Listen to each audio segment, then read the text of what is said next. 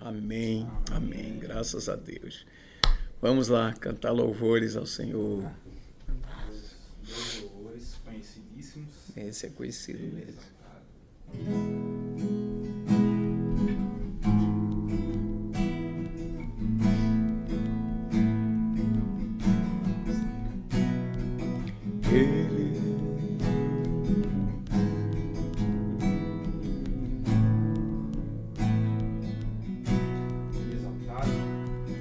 Ele exaltado, o Rei exaltado nos céus, eu louvarei. Ele exaltado, para sempre exaltado seu nome, louvarei.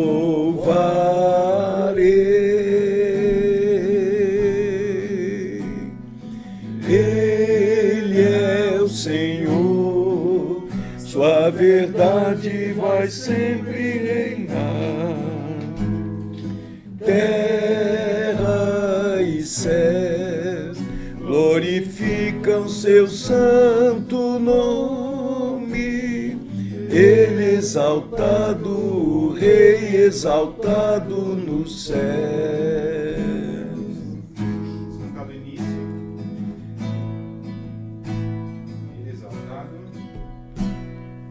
Ele exaltado, o Rei exaltado nos céus, eu louvarei. Ele exaltado, para sempre exaltado seu nome, louvarei.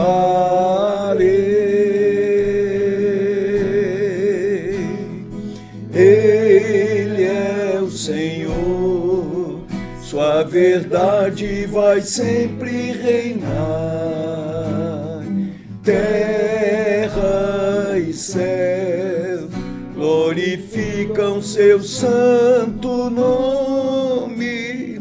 Ele exaltado, o Rei exaltado nos céus. Ele exaltado, o Rei exaltado nos céus. Amém, amém. Grande é o Senhor.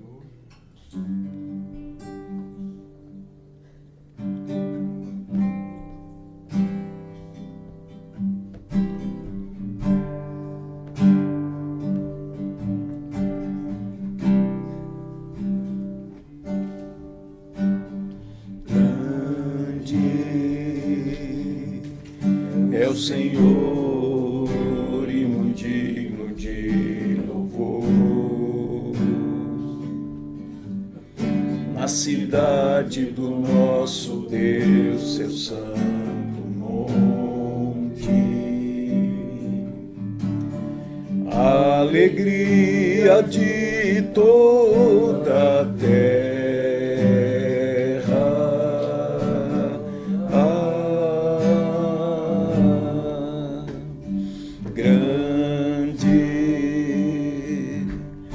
O Senhor em quem nós temos a vitória, que nos ajuda contra o inimigo. Por isso diante dele nos prostramos.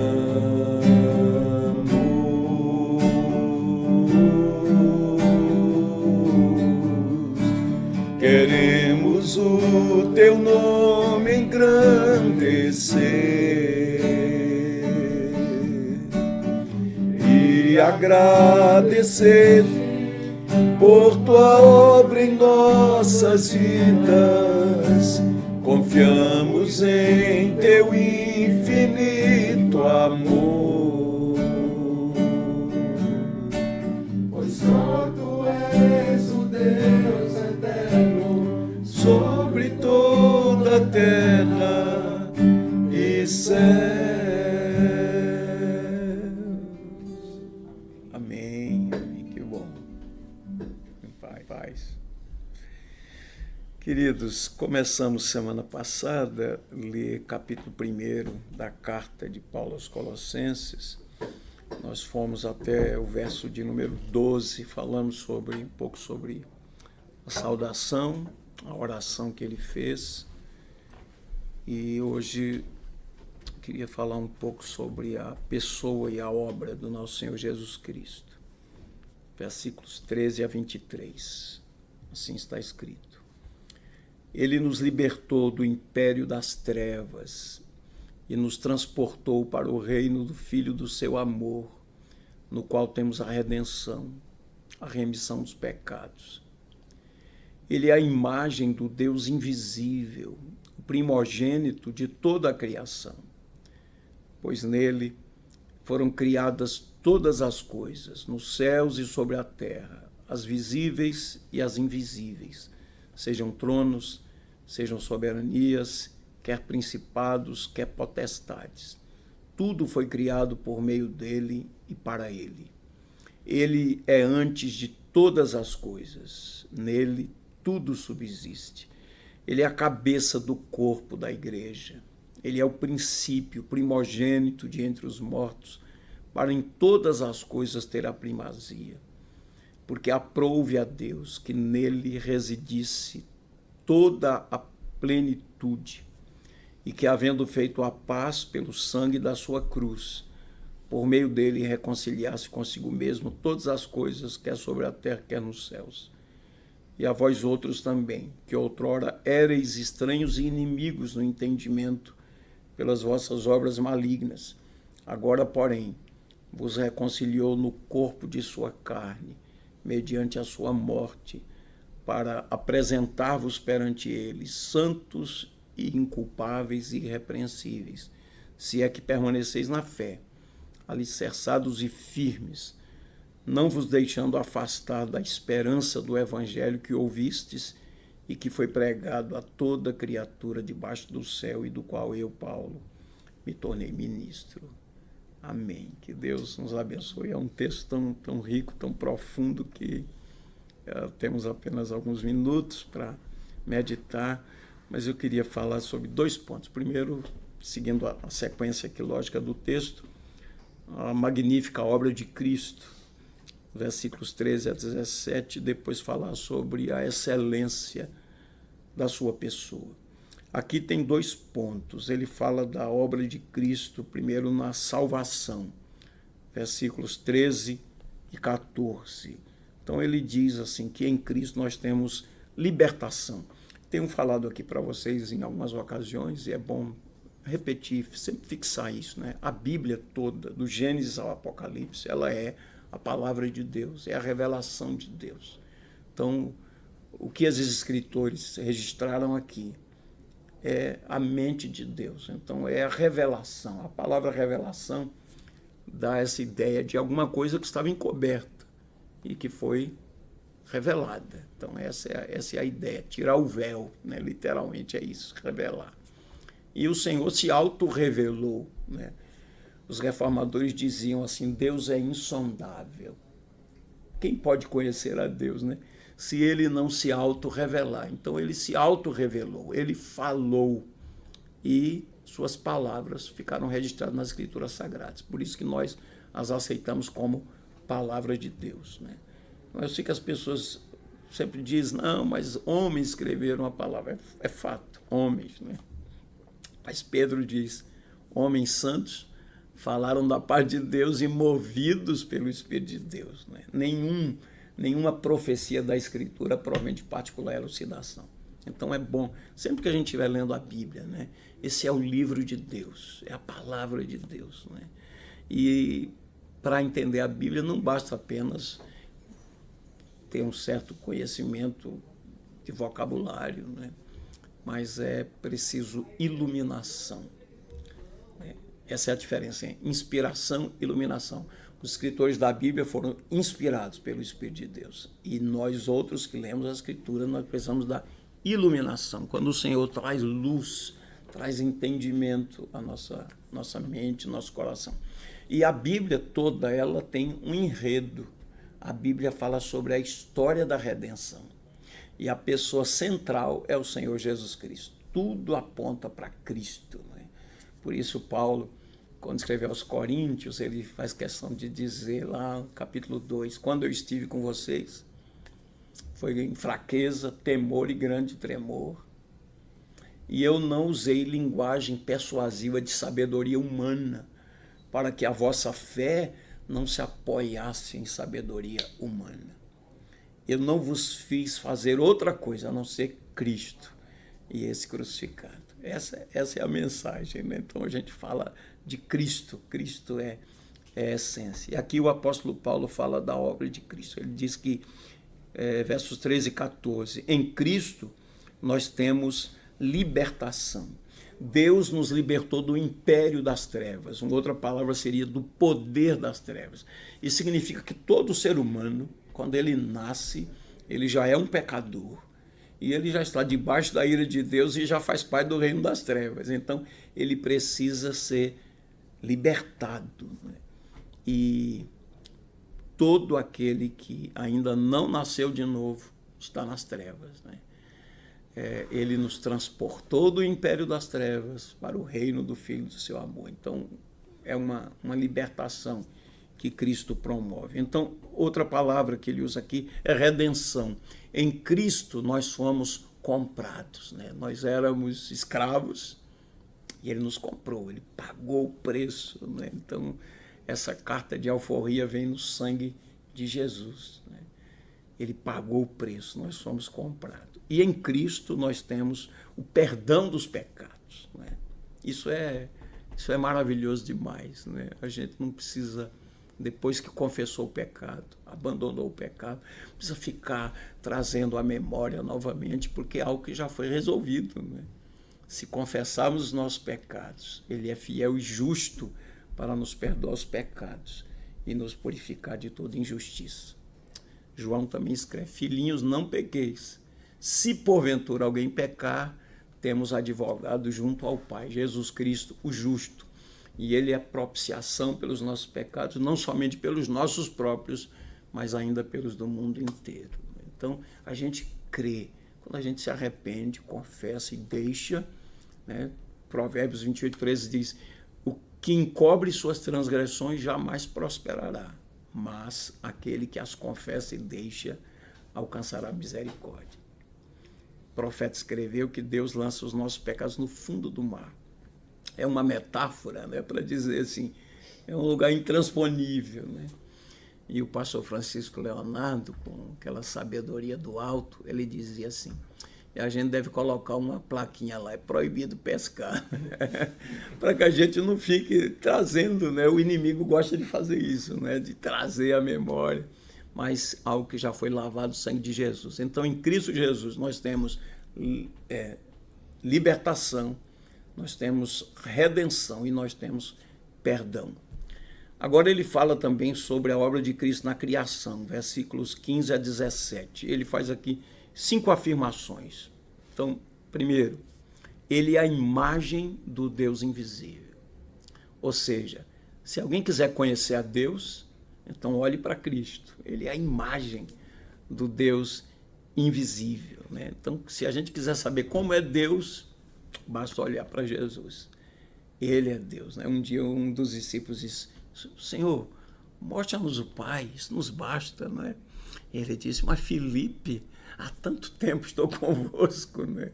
E ainda me diz: mostra-nos o Pai, né? E ele disse noutra ocasião: eu e o Pai somos um. Quem me vê a mim, vê o Pai. Então ele é a imagem do Deus invisível.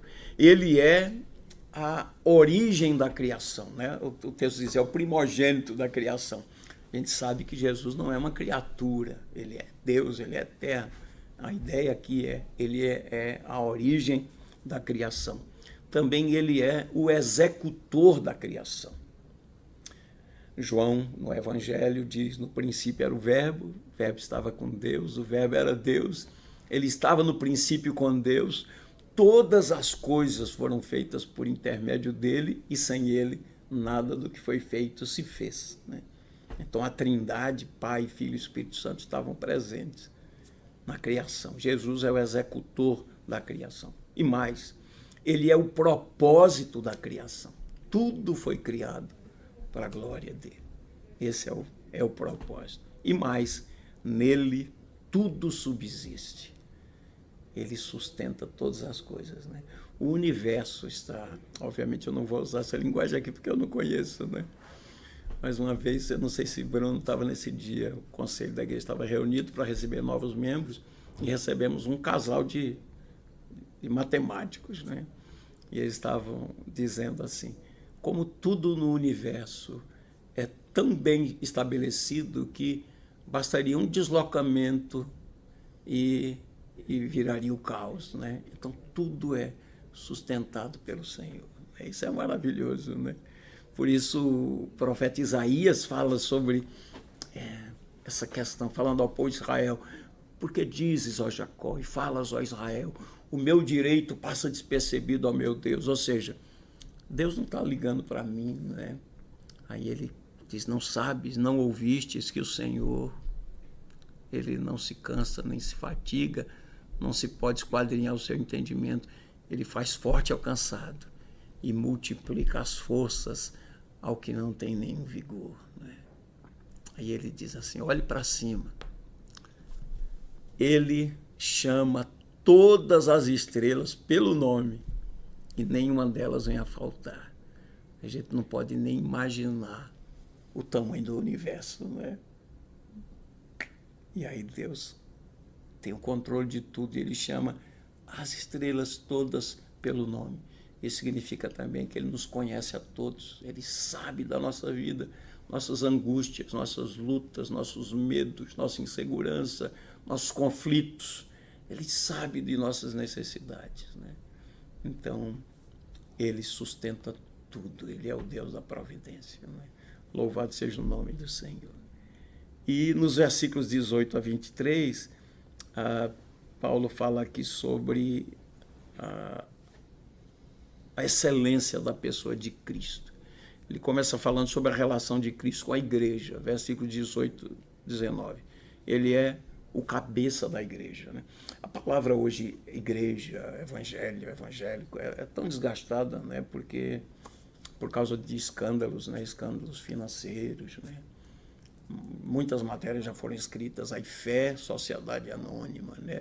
Obviamente que há maus obreiros, maus líderes, igrejas que são falsas e que usam o nome de Jesus, mas que pregam um evangelho que não é o evangelho de Jesus. Mas a igreja, ela é do Senhor Jesus. Ele é cabeça da igreja, ele é senhor da igreja, ele é o dono da igreja, né? E ele diz também algo que é maravilhoso, ele é primogênito de entre os mortos, significa que ele venceu a morte, ele é o primogênito de entre os mortos. Aí alguém me diz, não, mas a Bíblia está equivocada, diz que Jesus é o primogênito de entre os mortos, né? Mas Lázaro ressuscitou antes de Jesus, o filho da viúva de Naim. A Bíblia diz que quando Jesus morreu, a terra se abalou, houve terremoto, os túmulos se abriram, pessoas ressuscitaram. Como é que ele é o primogênito? Na verdade, essas pessoas ressuscitaram sim. E no Antigo Testamento também, Deus usou o profeta Eliseu, né? Mas só que essas pessoas ressuscitaram e morreram de novo, né? No caso de Cristo, não. Ele ressuscitou e ele está vivo, né? Então ele é primícias dos que dormem. Isso significa também que a morte aqui não é o fim, morreu, acabou. Não, existe vida depois da morte, né? E também não existe, peço desculpa a quem crê assim, reencarnação, né? Não tem nenhuma fundamentação bíblica. A Bíblia diz assim, ao homem está ordenado morrer uma só vez e depois disso o juízo, né? Então Cristo é primogênito dentre os mortos. E aqui ele fala nos versos 20 a 23 mais uma vez sobre reconciliação, né? Dizendo que o povo de Deus é um só, ainda que existam denominações diferentes, mas quando o Senhor olha, ele vê só a sua igreja, aqueles que são dele em Cristo Jesus, né? Então, queridos, que bênção, né? O tempo terminou, mas a gente poderia meditar muito mais aqui na pessoa bendita de Jesus, né? Então, que ele seja o nosso primeiro amor, que ele mereça a nossa melhor devoção, né? que nossa vida seja para a glória dele. Nossas palavras, nossas ações, nossas reações, nossas decisões, nossos negócios, né? Estão aqui pensando na empresa, que a motivação seja agradar a ele. O trabalho de cada um de vocês, que é tão importante, a motivação seja, vou fazer o melhor para a glória de Deus, antes de tudo, para agradar ao Senhor. E que o nosso coração seja cheio de gratidão. E quando você estiver em crise, Deus me abandonou, Deus não se lembra de mim, Deus não está vendo o que eu estou passando. Lembre-se de Cristo, quem Ele é, o que Ele fez. Lembre-se da maior manifestação de amor, que é o amor de Deus em Cristo Jesus. E que isso traga alento e esperança ao seu coração. Há tantas pessoas, né, desesperadas. Né? Deus tenha misericórdia e que o nosso testemunho também alcance pessoas. Né? Deus abençoe você aí que está nos acompanhando. Deus abençoe essa empresa, sua vida, sua família. E a Ele toda a glória. Amém. Vamos orar. Ó Deus, muito obrigado mais uma vez. Nós sempre agradecemos ao Senhor pelo privilégio que o Senhor nos dá. Eu agradeço por essa empresa que abre esse espaço semanal, para passarmos alguns minutos aqui cantando louvores, orando e ouvindo a Tua voz pela Tua palavra. Obrigado. Nós rogamos Tua bênção para Hebron, toda a empresa, Pai, nos seus vários braços. Tu és o Senhor dessa empresa, ela foi criada com o propósito da Tua glória. Abençoa todos os colaboradores, todos, Pai. Tua bênção sobre cada um, a família de cada um, também os seus diretores, a bênção sobre eles também e os seus familiares. Que esse ambiente fraterno continue aqui, que o Senhor abençoe o dia a dia de uma empresa que o Senhor conhece muito bem, as necessidades, as decisões são tomadas em um mundo que é dinâmico, que está sempre mudando. Ó Deus, que a esperança daqueles que fazem essa empresa continue sempre no Senhor. Nossa esperança não está no homem, no braço mortal, mas no Senhor. E alenta o nosso coração, e alegra a nossa alma, e fortalece a nossa fé, aviva a nossa esperança, e inclina o nosso coração para só temer o Teu nome. É a nossa oração em nome de Jesus. Amém, amém, amém. Amém. Deus abençoe, queridos. Um abraço, viu?